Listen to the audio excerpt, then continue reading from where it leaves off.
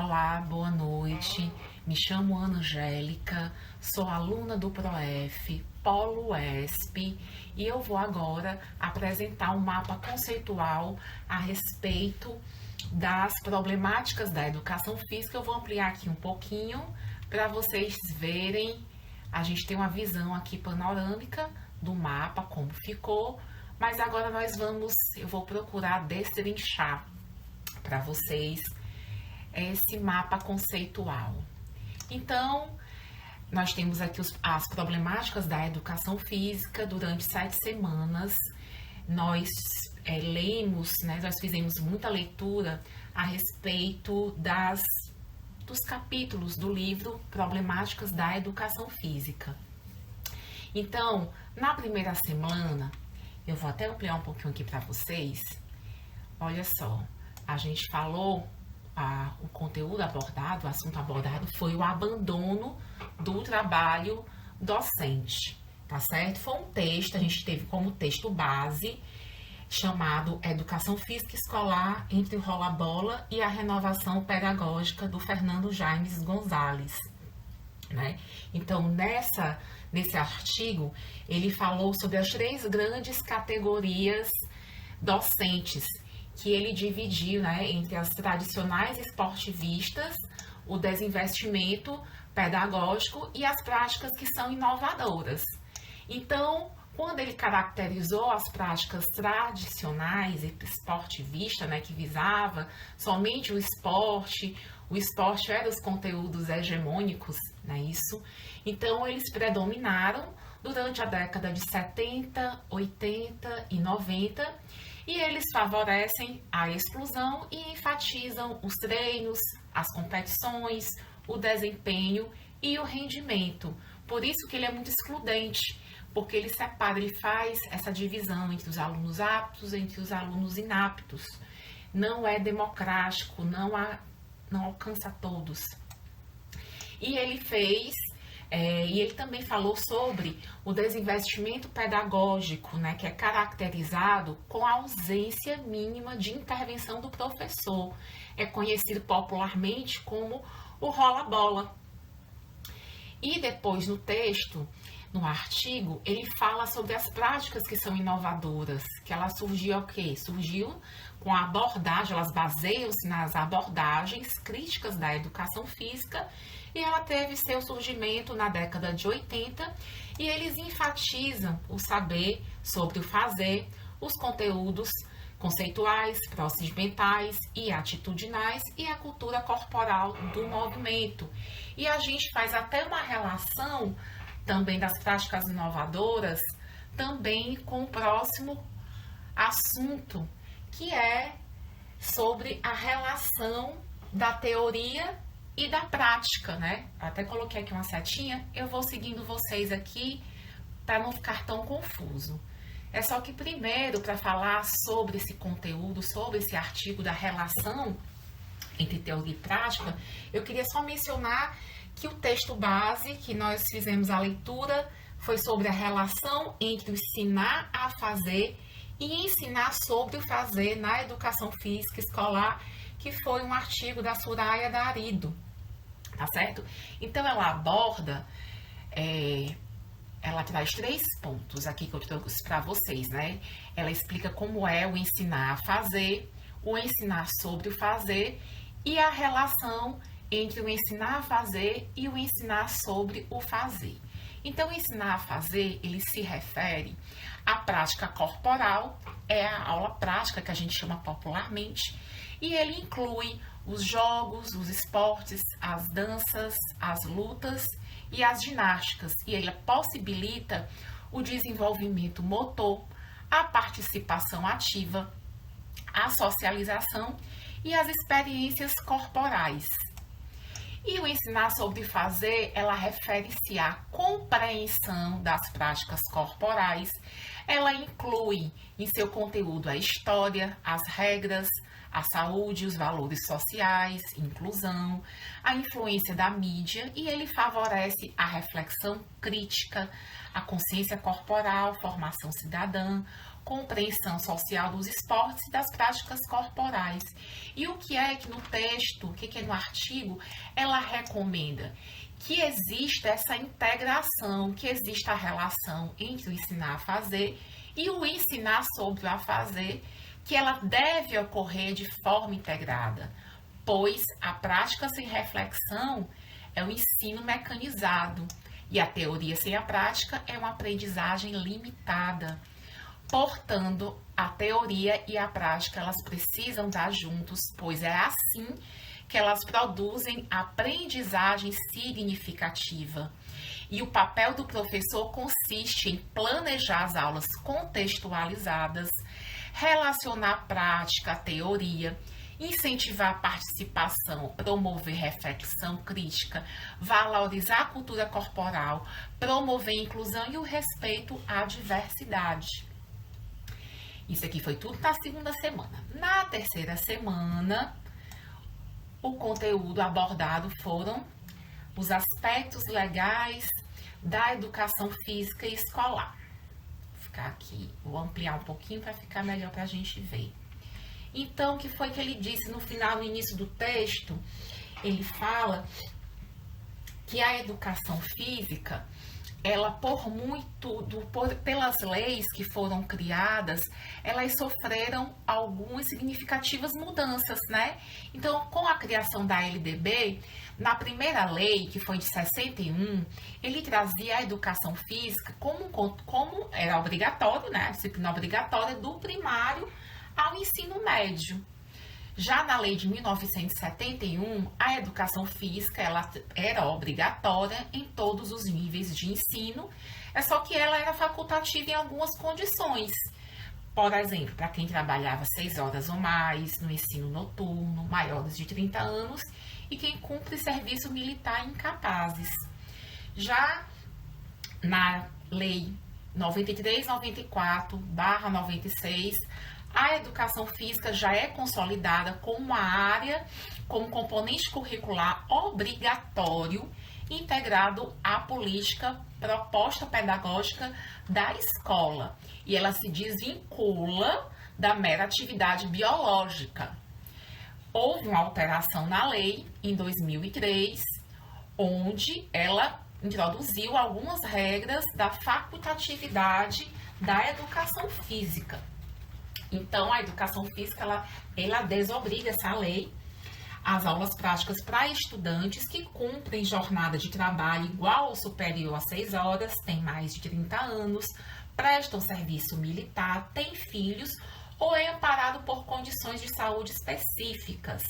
Elas não deixam claras se as dispensas são das aulas teóricas, se é só da aula prática, né?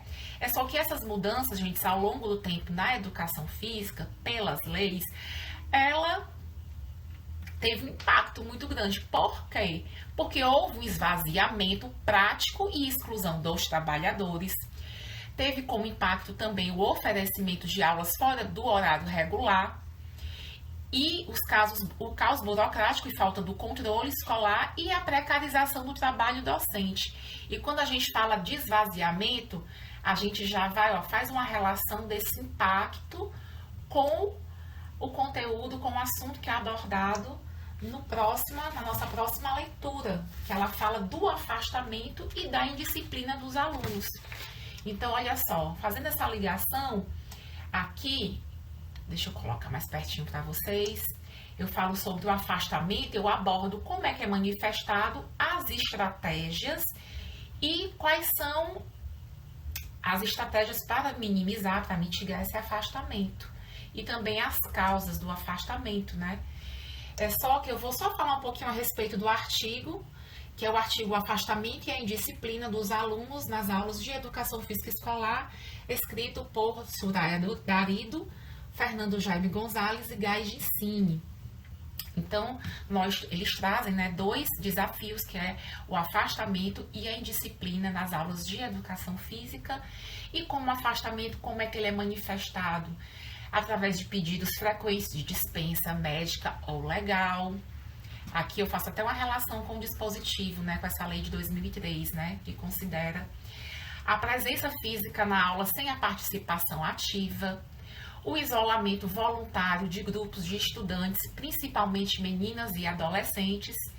E aí eu já faço uma relação aqui, ó, com outro texto que a gente viu, que é a respeito das questões de gênero e educação física. Já já a gente vai falar um pouquinho dele. E as causas do afastamento, existem várias causas intrínsecas, causas extrínsecas, então medo da exposição pública e do julgamento dos colegas, a baixa percepção de competência motora, a desmotivação pessoal com as atividades repetitivas. Aí a gente também faz até uma relação a respeito do conteúdo esportivista. Quando a gente falar um pouquinho sobre essa dificuldade relacionada ao ensino ao esporte, eu vou falar um pouquinho mais disso. A monotonia dos conteúdos, que é basicamente o futsal, o vôlei, o basquete e o handball, e as práticas pedagógicas excludentes, centradas no rendimento e no tecnicismo, e a falta de estrutura adequada e de materiais variados. No artigo, ele traz como estratégia para mitigar o afastamento dos alunos algumas práticas pedagógicas, como Sport Education, a aprendizagem cooperativa e o modelo de responsabilidade pessoal, que ele traz o aluno como centro do processo e a participação dele, o protagonismo dele, incentiva ele às aulas, né? Lembrando, gente, que não há uma maneira de resolver o afastamento, mas existe uma maneira de mitigar. E a respeito da indisciplina como fator, né? Ele cita as causas, uma desconexão entre o conteúdo ensinado e a realidade do estudante, o sentimento de exclusão que gera revolta ou comportamento disruptivo, a falta de clareza nos limites e na contratualização das normas de convivência e as estratégias que são utilizadas para diminuir a indisciplina. Eles colocam no artigo o modelo de responsabilidade pessoal e social, ok? Na quinta semana, nós tivemos contato com outro artigo muito interessante, que foi,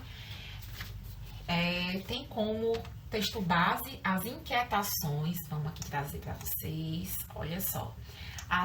Eu coloquei aqui as dificuldades relacionadas ao ensino do esporte, mas o texto é as inquietações no tratamento do esporte na educação física escolar, que é o autor André Luiz Ruggiero Barroso. Então ele começa falando a respeito dos primeiros modelos, né, das aulas de educação física, que era concentrado apenas no modelo esportivista, né? Então ele trazia o conteúdo do esporte como somente ele. O conteúdo hegemônico era o esporte, né? E existiam alguns fatores para esse ser somente o conteúdo das aulas de educação física nesse período. Alguns fatores eram a questão do propósito da educação física na escola. A educação física na escola já tinha esse objetivo de preparar os meninos, as crianças, para as competições, para os jogos escolares. Ele tinha esse foco na exclusão. Inclusive, nessa parte do texto, ele fala da diferença do esporte da escola e o esporte na escola. Ele faz essa crítica, né? Que o esporte da escola, ele é diferente no esporte na escola. O esporte da escola é o próprio da escola, né? Então, o professor, ele é um treinador, ele trabalha, ele tem o foco no rendimento dos alunos, no rendimento técnico. E logo depois, ele já traz um outro modelo que é dado à educação física depois das abordagens renovadoras, que o foco nos conteúdos se tornou a cultura corporal de movimentos. Então, aí são introduzidos outros tipos de práticas que não sejam só o esporte. E ele também traz um outro item, que ele fala no artigo sobre o porquê e para que ensinar o esporte nos dias atuais, depois dessas abordagens renovadoras, né? O foco, ela tem que ser na diversidade, na reflexão crítica, na superação de valores excludentes. E ele traz assim, o que você tem que ensinar sobre o esporte. Então ele faz essa divisão dos saberes conceituais e dos saberes corporais. Nos saberes conceituais, ele aborda os aspectos fisiológicos, os aspectos biomecânicos, as capacidades motoras, a análise crítica da mídia e da sociedade. Já nos saberes corporais, que é a parte prática, ele fala no texto que a técnica ela tem que ser subordinada à tática. E ele cita o modelo pendular proposto por Daolio. Ok? Então, sobre as dificuldades relacionadas ao esporte, ao ensino do esporte, eu trouxe esses pontos. E no sexto texto, a gente já retrata, inclusive, eu vou fazer até uma relação já com dos saberes conceituais. Deixa eu ver se é com isso. Os saberes conceituais é sobre o ensinar. Eu faço essa ligação aqui com o conteúdo da relação entre a teoria e a prática, né? Realmente, essa relação entre o ensinar a fazer e o ensinar sobre o a fazer, ela tem que acontecer de forma integrada para realmente produzir um ensino, uma educação, uma aprendizagem significativa. E sobre essa questão do próximo conteúdo que a gente vê, do próximo assunto, que são as questões de gênero da educação física, nós tivemos como texto base a educação física escolar e a questão de gênero do autor Osmar Moreira de Souza Júnior. E primeiramente ele fala da importância de nós acessarmos os conceitos de sexo, de gênero, de sexualidade e orientação sexual. Ele traz o sexo como características biológicas, o gênero como a construção social e cultural sobre essas diferenças, e a sexualidade é descrita como uma vivência afetiva e cultural, e a orientação sexual refere-se à atração afetiva ou sexual. Então, o segundo ponto, que é aqui abordado no artigo, são os problemas nas práticas escolares. Que o que acontece? As consequências que trazem, né? É a separação entre os meninos e as meninas, os preconceitos relacionados a capacidades corporais, a valorização maior do desempenho masculino, a exclusão ou a limitação da participação feminina e o reforço de estereótipos de gênero. E qual é o papel do professor quando tem que lidar com essas questões de gênero na educação física? Ele deve promover a inclusão, a alteridade, o respeito às diferenças, a equidade, que é a igualdade de oportunidades, a reflexão crítica sobre os preconceitos e a democracia, que quer dizer o quê? A participação coletiva e democrática. Tanto meninos quanto meninas, eles precisam que andar juntos, eles precisam conviver juntos, também no ambiente escolar, nas aulas também de educação física, a segregação ela não pode existir. Então, mais uma vez, o que é que o papel do professor, o que é que o professor tem que fazer? Ele tem que desenvolver propostas pedagógicas onde há a presença das aulas mistas, atividades cooperativas, diversidades de conteúdos corporais, debate sobre o gênero e a valorização da participação de todos os estudantes. Todos os estudantes têm que ter, gente, um acesso igualitário à equidade no conhecimento também. Eu vou falar um pouquinho agora a respeito do último texto muito interessante que nós vimos também, que foi sobre os temas, o tema, né, do conteúdo foi da 7ª semana, foi nossa última semana de conteúdos, que foi os temas geradores das problemáticas emergentes dos conteúdos pedagógicos dos professores pesquisadores do PROEF, né? Então, o que a gente tem que fazer? Nós precisamos superar. Então, o que acontece? São analisados como uma investigação temática nos problemas que surgiram, que nós tivemos contato durante essas semanas, elas precisam ser analisadas, elas precisam ser investigadas, tá certo? E a partir daí, nós termos as nossas situações limites, que são os nossos problemas, que exigem uma praxis, tá? E nós devemos romper com a educação bancária e fazendo um comparativo com a educação bancária na educação física, a gente tem que romper com esse método, com esse modelo esportivista nas nossas aulas. Para quê? Para buscarmos superar as situações limites, que são as situações encontradas que nós verificamos durante as 6 semanas.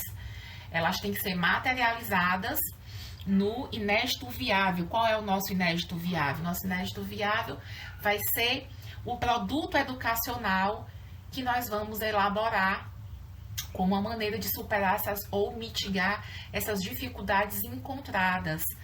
Para quê? Para promover a humanização e a emancipação, né? Que é o quê? Tornar os nossos estudantes críticos e reflexivos, pois essa é uma das funções da educação física no ambiente escolar. Eu vou falar um pouquinho a respeito de algumas relações entre os temas e outros, como, por exemplo, aqui quando se fala das propostas pedagógicas nas questões de gêneros, elas têm uma criticidade muito grande. Isso vem muito da questão das abordagens renovadoras. Depois da criação das abordagens renovadoras, né, foi aí que se começou a refletir a respeito dos assuntos da sociedade. Então, isso foi muito importante para a gente, é muito importante para formar um arcabouço, para a gente trazer essas problemáticas para dentro das aulas também. Então, essa questão da segregação, do preconceito, ela faz com que haja um afastamento dos alunos nas aulas de educação física. O próprio modelo esportivista também é um fator determinante para que haja o afastamento dos alunos. As práticas tradicionais esportivistas, né? Ela é um reflexo, né, do modelo, o modelo esportivista, ela vem dessa história que a gente teve, né? A história do Brasil com a década de 70, década de 60, de 70, onde os conteúdos só eram mesmo baseados no esporte, né? E ainda é muito latente, muito presente nas aulas atualmente, né? Infelizmente, mas nós estamos aqui para romper com esses problemas e resolver, né? A gente tem algo muito importante que a professora falou na nossa aula sobre os temas geradores. Nós aprendemos a ler, nós construímos significados, a gente tem que ler, tem que compreender, mas também temos que transformar. E o objetivo do curso, o objetivo do mestrado vai ser realmente agir na transformação desses problemas que nós encontramos nessas problemáticas durante essas semanas que foram bastante enriquecedoras para todos nós. Então, um abraço, eu espero que vocês tenham gostado do conteúdo que foi ministrado aqui para vocês. Beijo!